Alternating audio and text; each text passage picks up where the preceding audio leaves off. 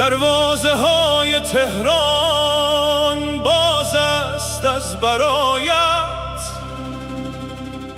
خاک دیار رستم گل فرش زیر پایت. از مرز آشنایی پیچیده این صدایت، ای میر پاک بازان میخوانم از برایت.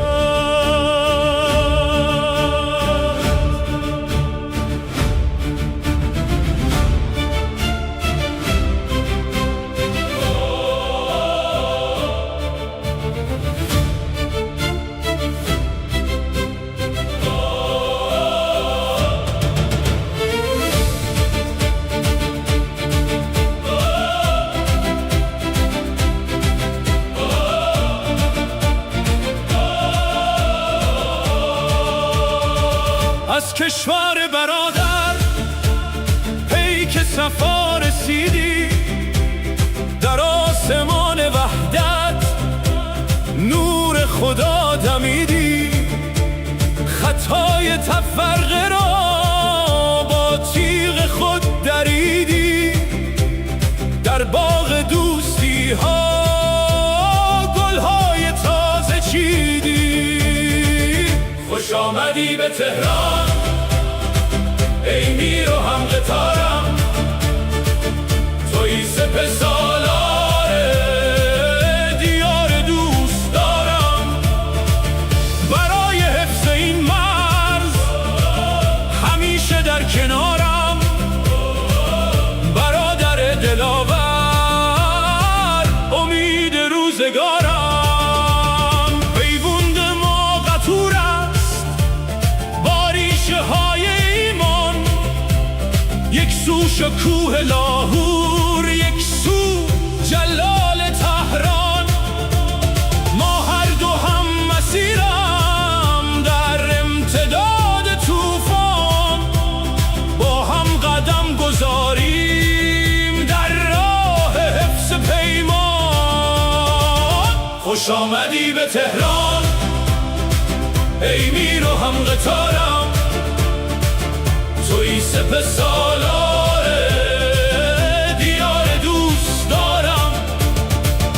برای حفظ این مرز همیشه در کنارم، برادر دلاور امید روزگارم.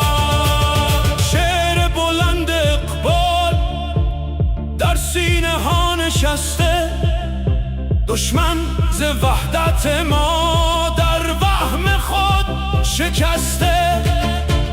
این دست های یاری ما را به هم ببسته، زنجیر کینه توزان از هم شده گسسته. خوش آمدی به تهران ای میر و هم قطارم، توی سپه سالار دیار دوست دارم. برای حفظ این مرز همیشه در کنارم، برادر دلاور امید روزگارم. ای مظهر شجاعت در پهنه نظامی، در قلب هر ایرانی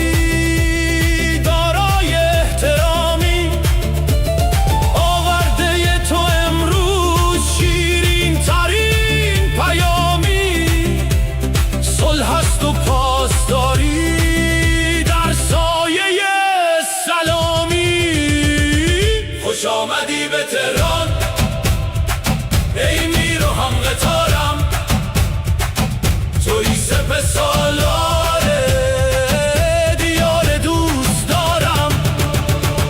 برای حفظ این مرز همیشه در کنارم، برادر دلاور امید روزگارم. پاینده باد آینه تا گردش زمانه، عشق دو خاک پاک است در